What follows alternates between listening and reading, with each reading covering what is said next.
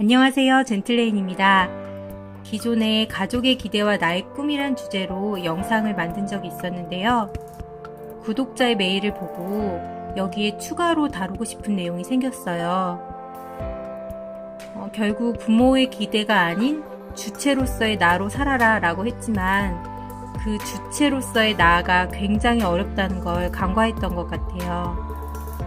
그래서 오늘은 주체로서의 나에 대해서 좀 더 깊이 이야기해 보려고 합니다. 요즘 많은 부모들은 자녀에 대한 관심이 과해요. 예전에도 치맛바람이란 단어가 있긴 했지만 요즘 헬리콥터맘은 그 정도가 훨씬 심한 것 같아요.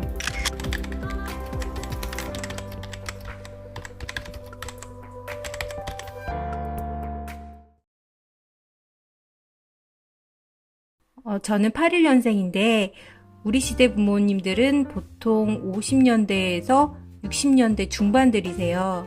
그때는 고등교육을 받은 분이 드물었고 먹고 살기 바쁜 시대라 섬세하게 자녀를 돌보고 자녀 교육에 신경 쓸 여유가 없었어요.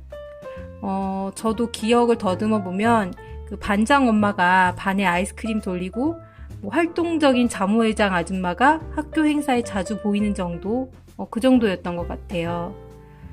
그런데 저도 지금 부모지만 요즘 부모님들은 다릅니다. 대학까지 공부한 분들이 많고 정보를 습득하는 능력도 탁월해요.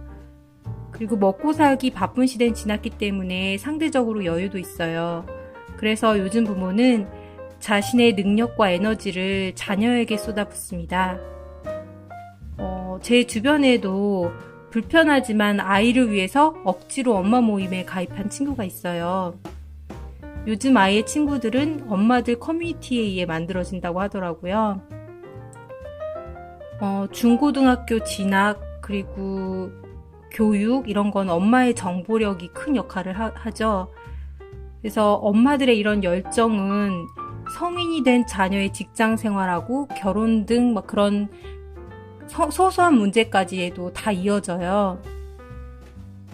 이런 현상은 일부 부모들의 문제라기보다 이미 사회적인 문제가 되어버렸어요.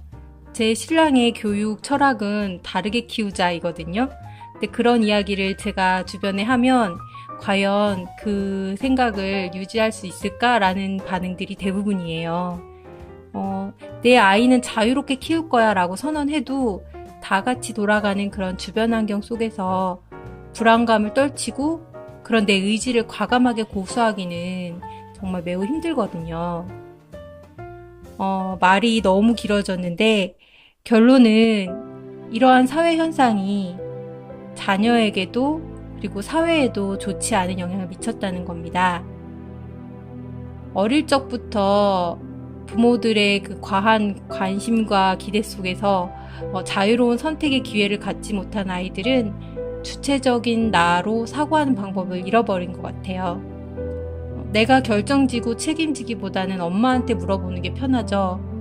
엄마가 결정해주는 게 되게 익숙해진 거예요. 사실 깊이 들여다보면 주체적인 나로 살고 싶은 욕망들은 요즘 젊은이들 매우 많이 있지만 부모님의 조언에 따라 사는 것이 익숙해서 내가 정말 원하는 삶의 모습을 찾지 못하는 경우도 많고 압박을 받는 것이 그냥 싫어서 그냥 막연하게 거부 반응이 있지만 사실 부모님이 바라는 모습을 내가 원하고 있을 수도 있고요. 그리고 현실적으로 부모님으로부터의 독립이라는 건 매우 어렵죠.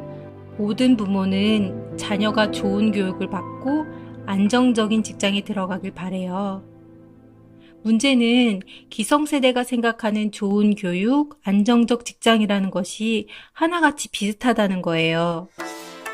그래서 요즘 청년들은 죄다 대학을 나와서 공무원, 선생님이 되길 원하고 대기업에 다니길 원해요. 다른 방향으로 연예인 정도?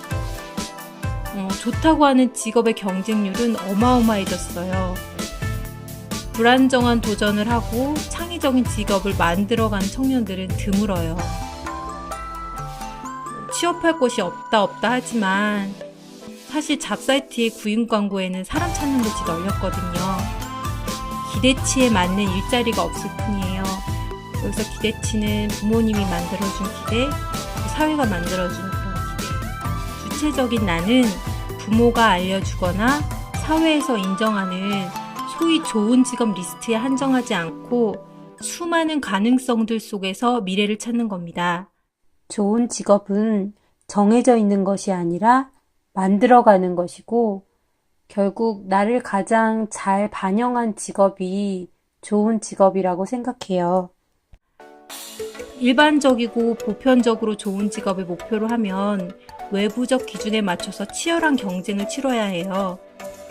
그렇지만 길은 하나가 아닙니다. 내가 목표를 만들고 길을 만들면 불안정하지만 진정한 나로서 살아가는 기쁨이 있어요. 남과 비교하지 않아도 돼요. 여기서도 내 길을 어떻게 찾느냐라는 질문을 할 수 있는데, 이 질문에 대해서 할 수 있는 이야기는 4가지예요. 첫 번째, 부모님이 알려준 길은 선택 가능한 옵션 중 하나일 뿐이라는 거. 두 번째, 이 길이 맞는지는 어차피 지금 정확히 알 수 있는 게 아니라는 거. 내 길이라고 믿고 가다 보면 5년 후 혹은 10년 후에야 명확해질지도 몰라요. 그리고 세 번째, 4차 산업혁명 시대, 창조 시대에는 새로운 패러다임에 따른 인재를 필요로 합니다. 하지만 기성세대가 이에 대비해 줄 수 있는 부분은 한계가 있다는 거. 따라서 부모님께 묻기보다는 스스로 눈앞에 닥친 미래사회에 관한 지식을 습득하고, 이런 미래사회에서 내가 할 수 있는 역할이 어떤 걸까, 이에 대해서 고민하는 것이 바람직해요. 네 번째, 정해진 길을 벗어나서 새로운 코스를 짜보라는 것. 이런 과정이 귀찮다면 어쩔 수 없습니다. 수많은 경쟁자들과 함께 이미 정해진 길을 달릴 수밖에 없어요.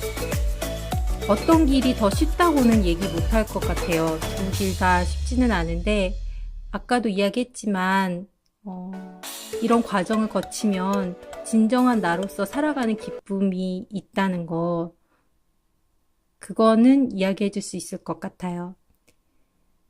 선택의 근거를 외부에 두지 말고 내부에 두어야 합니다.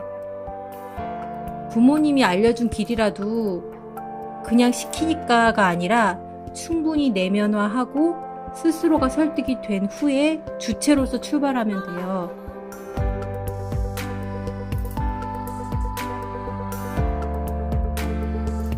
기준이 외부에 있으면 수없이 남과 비교를 하고 지금의 나를 그대로 사랑하는 것을 놓치기 쉽습니다.